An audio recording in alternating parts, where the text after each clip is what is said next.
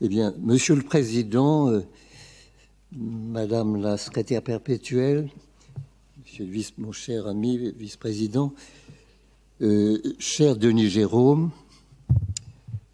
chers consoeurs, chers confrères, mesdames, messieurs, chers collègues aussi, il m'échoit en quelque sorte un redoutable privilège, celui d'ouvrir cet important colloque sur la physique de la matière condensée, consacré, vous le savez toutes et tous, à la mémoire du grand physicien Jacques Friedel, qui nous a quittés en août 2014. Nous avons ici une image magnifique. Redoutable privilège il l'est, vous vous en doutez, pour le biologiste que je suis, entouré ici de sommités en physique, lesquels, soit comme spécialistes du domaine, et grands spécialistes s'il en est, ou bien en tant qu'ancien élève ou collaborateur à quelque degré que ce soit de Jacques Friedel, évidemment, ont une connaissance parfaite du domaine qui va être évoqué. Alors, pourquoi moi ? Sans doute parce que, surtout dans les dernières années de sa vie, Jacques Friedel, peu avant son élection à la présidence de cette académie, et moi-même, étions devenus, je dois dire, d'incomparables amis, au point de nous confier très régulièrement l'un à l'autre sur différents problèmes. Encore bien avant l'Académie, avais-je eu, comme beaucoup de scientifiques d'ailleurs en France, à connaître, à apprécier son exceptionnel engagement dans l'organisation, la défense de l'enseignement et de la recherche dans la France d'après-guerre. Chacun ici, je le présume en tout cas, et en particulier, je m'excuse évidemment de rappeler quelque chose qu'évidemment la famille Friedel, que je salue, sait parfaitement. Chacun ici sait qu'il est né en 1921, qu'il descendait d'une lignée de scientifiques éminents, dont l'un des plus anciens ascendants, en fait, est un nommé Georges Duvernoy, qui, chose curieuse, n'était pas un physicien, mais un zoologiste, lequel était né avant la Révolution, et dont la fille épousa un certain Charles Friedel, qui était en fait commerçant de son état à Strasbourg. Un autre Charles Friedel, l'arrière-grand-père, en quelque sorte, de notre héros, de Jacques, professeur de chimie à la Sorbonne, devint célèbre pour la réaction de Friedel et Kraft, tellement connue dans le domaine de la recherche en synthèse organique.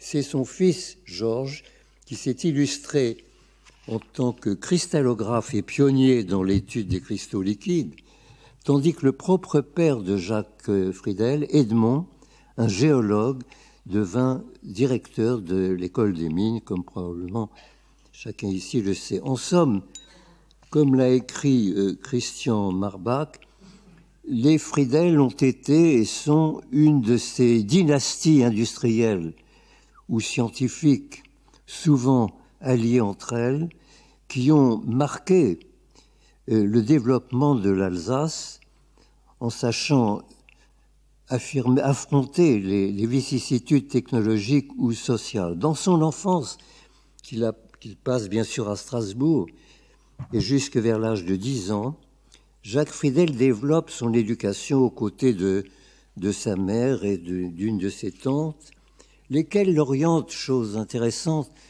non pas du tout vers la science, mais vers la littérature. Et lorsqu'il atteint l'âge de 14 ans, et bien que son père le pousse vers les sciences, il se considère certes comme tout à fait prêt à s'y engager, mais il affirme qu'il préfère de loin le français, le latin, le grec, l'allemand, l'histoire et même plus tard la philosophie. Il est admis à l'école polytechnique, comme chacun sait, au début de la guerre, en 1942, et il est appelé, comme c'était évidemment le cas à l'époque, il ne peut pas évidemment entrer dans une armée active, dans une France occupée, donc on l'envoie dans ce qu'on appelait à l'époque un camp de jeunesse en Alsace, et également plus tard à Béthune, où il travaille au sein d'une mine de charbon. Il s'intéresse d'ailleurs au charbon en tant que minerai. Bon. Il s'enrôle peu après dans l'armée Leclerc. Il se bat en Lorraine. Il devient même conducteur d'un char Sherman, d'un tank, avant d'être rappelé à l'école polytechnique peu avant la fin de la guerre. Après la guerre, en 1946, il complète sa formation à Polytechnique, puis il entre à l'école des mines, comme on sait sans doute, et 2 ans après, il rejoint le laboratoire de son cousin, professeur de métallurgie, Charles Crussard, où il étudie les effets des rayons X et joue, si je puis dire, avec différents instruments. Donc, il étudie les impacts sur différents alliages, en particulier les alliages d'aluminium. Après un certain temps chez Crussard, où il s'intéresse donc à la tension des joints de grains, son patron lui propose d'aller apprendre la structure électronique des métaux chez son collègue et ami, le professeur Neville Mott à Bristol. Il y séjournera pendant assez longtemps, pendant 3 ans. Je rappelle que c'est dans ce laboratoire qu'est né plus ou moins, en quelque sorte, un groupe qui allait préfigurer le lancement de la physique des solides. Et un groupe qui s'intéressait à l'étude des défauts cristallins, en rupture d'ailleurs avec la périodicité cristalline qui caractérise les cristaux réels. Il obtient un PhD, comme il est dit, à Bristol, sur les oscillations de la densité des électrons autour d'un atome étranger. Ce sont les fameuses oscillations de Friedel. Pourquoi fameuses? Parce qu'elles continuent à être enseignées dans tous les cours de physique. Et Madame Alice Mott, qui, je crois, est présente dans cette salle où il nous rejoindra, évoquera d'ailleurs les débuts de Friedel, timide étudiant en thèse dans le Bristol de l'après-guerre, et par opposition, ses dernières visites en tant que grand physicien renommé. De retour à Paris en 1952, peu après son mariage avec Mary Order, une femme admirable, sculpteur de son métier, que j'ai bien connu aussi, il est alors approché par André Guigné qui propose le lancement d'une sorte de DEA de physique des solides, avec d'ailleurs Pierre Aigrin et lui. Guigné se charge de l'enseignement qui porte sur la structure atomique des solides. À Aigrin reviennent les phénomènes d'équilibre et de transport, et à Friedel, bien sûr, la structure électronique des solides, qu'il enseigne d'ailleurs, qu'il enseignera à l'Institut Henri Poincaré ainsi qu'au PCB. Friedel a alors formé ses premiers thésards, notamment Émile Daniel et André Blondin. Il a réussi à faire de son premier groupe l'un des plus connus en ce qui concerne les problèmes alors à la mode d'impureté dans les métaux. En effet, après l'étude des propriétés globales des cristaux considérés comme purs et parfaits, on s'est attaché alors à l'étude de leurs défauts, tels que dislocation expliquant la plasticité, impureté colorante dans les solides ioniques ou responsables de semi-conduction, défauts d'irradiation, à l'origine des graves difficultés d'emploi dans les matériaux des réacteurs nucléaires. Bref, comme le dira avec un certain humour Jacques Friedel lui-même, la pathologie des cristaux devenait à la mode. Dans les métaux, l'étude des impuretés avait pris du retard parce que leur présence perturbait profondément la structure électronique de la matière conductrice. Et c'est précisément ce que Friedel a commencé à montrer dans sa thèse. Mais l'on sait qu'un événement important va cependant constituer un tournant majeur dans l'œuvre et dans le rayonnement scientifique et même mondial de Friedel. C'est ainsi que dans les années 59, très exactement, Yves Rocard, qui est alors directeur de la physique à l'École normale, finit par consentir à la construction à Orsay d'un bâtiment qui sera destiné à abriter précisément les cours des trois physiciens que je viens de mentionner, le trio Guigné, Aigrin, Friedel. Ils y formeront leurs élèves de 59 à 69. D'ailleurs, peu de temps après, Pierre-Gilles de Gennes rejoindra alors Orsay pour enseigner, comme on sait, la mécanique quantique au sein de ce DEA de physique des solides. Enfin, en 1962 se tient un grand colloque axé sur les travaux des 4 grands physiciens, et c'est à la même époque que d'ailleurs Jacques Friedel voit ses travaux publiés pour la première fois dans un traité, évidemment, qui était très en vogue à l'époque, de Pergamon Press. Un peu plus tard, Friedel, dont la notoriété est déjà bien établie, obtient la création d'un bâtiment qui, cette fois, lui est propre, le fameux bâtiment 510, qui lui est spécialement affecté à Orsay. Il y créera une véritable école. En effet, l'environnement d'Orsay est renforcé par la venue de ce qu'il a appelé et décrit lui-même dans son fameux ouvrage « Graines de mandarin », de jeunes cadres dynamiques, dont plusieurs s'intéressent aux techniques des basses températures ou haute pression. Nous en avons là un exemple, celui qui a organisé en quelque sorte cette rencontre, Denis Jérôme, Philippe Monod, que j'ai bien connu par ailleurs, Flouquet, Varroquier, Chapelier, ainsi que des plus jeunes, tels que Slotgian, Albert Fer, nous écouterons dans un moment, Charolin, Combe, Priransky. Friedel a été le premier directeur de ce nouvel ensemble de chercheurs. Son laboratoire était également parmi les premiers à aborder un domaine très important, le domaine des agrégats. Des agrégats chers à notre secrétaire perpétuelle Catherine Bréchignac, élève elle-même de Friedel, ces supermolécules qui comprennent de 10 à 10 000 atomes, tous pareils, qu'on trouve dans l'espace ou que l'on forme sur Terre par bombardement des solides ou encore par condensation du gel vapeur. Mais je voudrais dire quelques mots, comme cela a d'ailleurs été évoqué par Denis Jérôme avant, des responsabilités considérables qui ont échu à Jacques Friedel. L'œuvre et la personnalité lui ont valu en effet d'innombrables responsabilités au niveau national, européen et international. Il s'agit par exemple de la présidence de la Commission fédérale de physique, qui était chargée d'établir une première sélection des candidats de recrutement dans les nouvelles universités Paris 6, 7, 11 et 13. En 1967, il avait accepté de présider la commission de l'action concertée de métallurgie à la DGRST, où j'ai travaillé moi-même.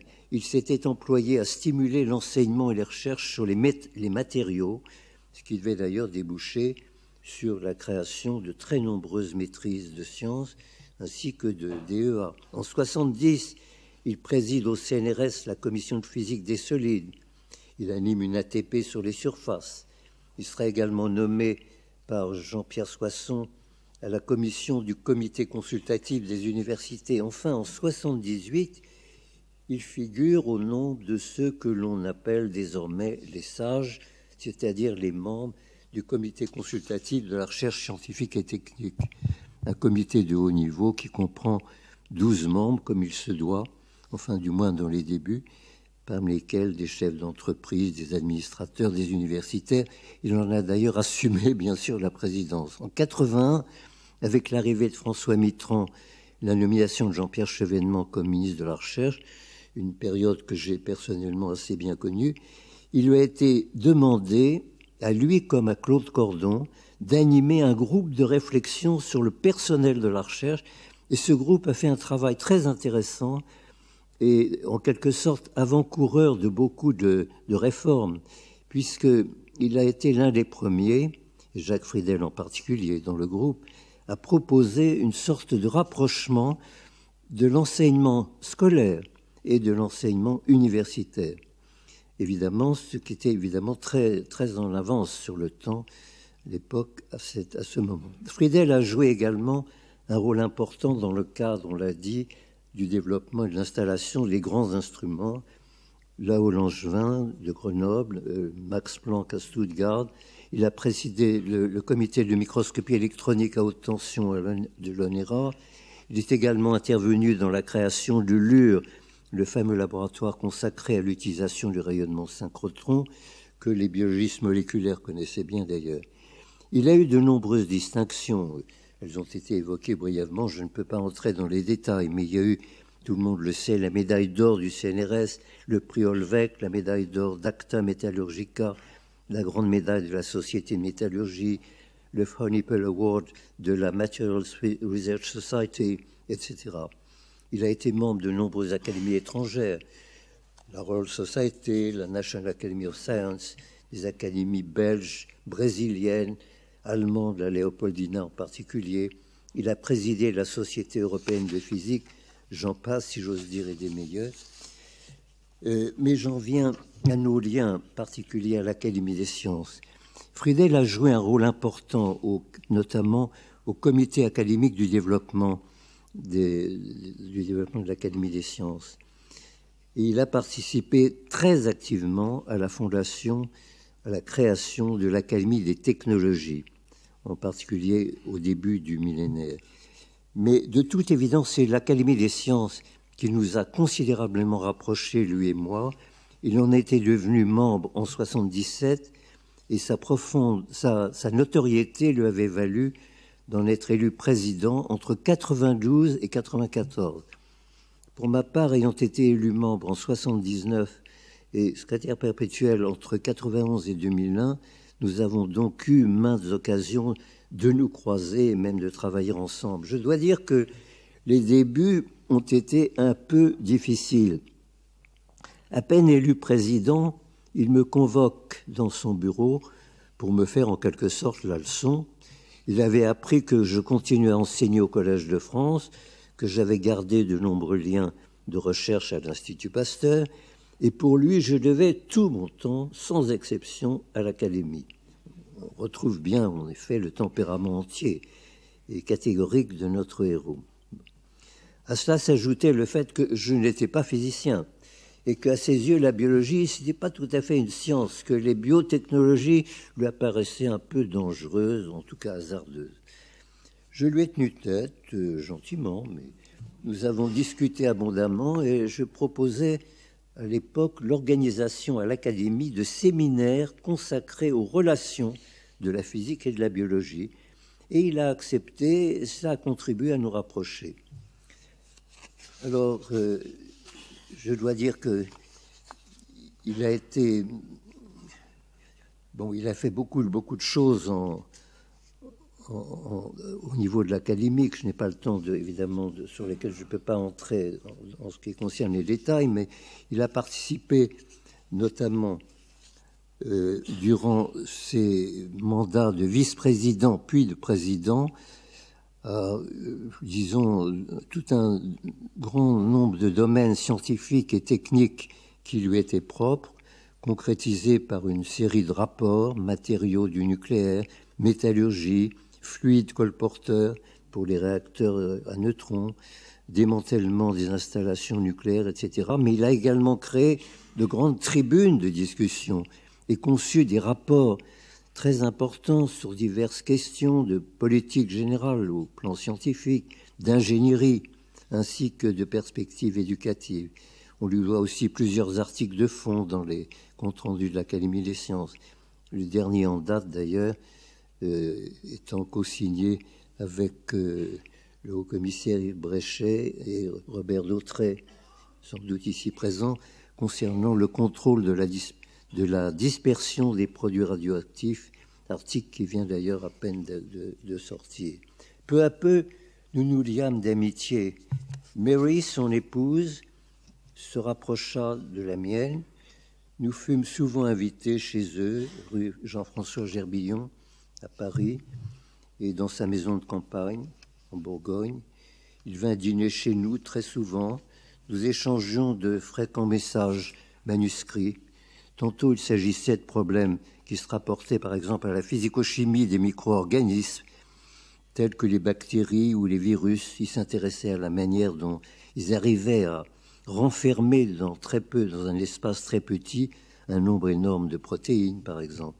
Mais plus fréquemment, et surtout dans les dernières années, il était préoccupé par des questions de caractère général, socio-économique, la croissance démographique mondiale, parce qu'il appelait la suppression des classes moyennes dans les BRICS, l'inadéquation de leur formation universitaire, inadéquation avec l'élévation de leur niveau de vie. J'ai conservé, comme pas mal de personnes ici, cette correspondance très, très remarquable, dans lesquelles il traite d'un tas de choses, l'enseignement des sciences, l'apprentissage à la lecture, ainsi que l'importance des relations internationales avec les académies étrangères. Et il s'intéressait même aux pays en développement et au comité des pays en développement que j'avais initié en 1995. Bref, il y a toute une correspondance qui, je crois, revient de droit aux archives de l'Académie, et dont une partie certainement mériterait d'être publiée, en particulier un article de 12 pages sur les perspectives de l'Académie. Une des dernières fois où je le vis, ce fut à l'Élysée. François Hollande, en 2013, lui remettant l'écharpe de Grand Croix de la Légion d'honneur. Il était très ému, nous l'avons tous constaté. Nous sommes croisés encore quelque peu. Mais sa disparition en août 2014 fut pour moi, comme pour tous ceux qui l'avaient connu, pour sa famille bien sûr, pour ceux qui avaient été ses élèves, ressenti avec beaucoup d'émotion. J'ai partagé moi-même cette émotion récemment avec l'un de ses fils, Paul notamment, physicien de l'État solide, directeur des télécoms à Brest. Et je voudrais, pour terminer, peut-être citer quelques lignes d'un article intitulé Biographical Memoirs, publié sous la plume d'Adrien Sutton et Olivier Duparc, sous l'égide de la Royal Society, un article qu'a bien voulu me communiquer Denis Jérôme. Jacques Friedel fut le père de la physique de la matière condensée et de celle des matériaux en France après la Deuxième Guerre mondiale. Il était l'un des scientifiques des plus respectés et le plus influent en Europe, le cofondateur du laboratoire de physique de l'État solide à Orsay, président de la Société européenne de physique et président de l'Académie des sciences. Fin de citation. D'ailleurs, Denis Jérôme a précisé, dans un autre cadre, qu'il a joué un rôle de précurseur. Il suffit de ne citer que la théorie des superconducteurs intermétalliques utilisée aujourd'hui dans toutes les applications de la superconductivité et ses travaux sur les agrégats métalliques qui ont préfiguré la nanophysique. Quant à moi, je me permettrai d'ajouter simplement que j'ai perdu un guide et un ami.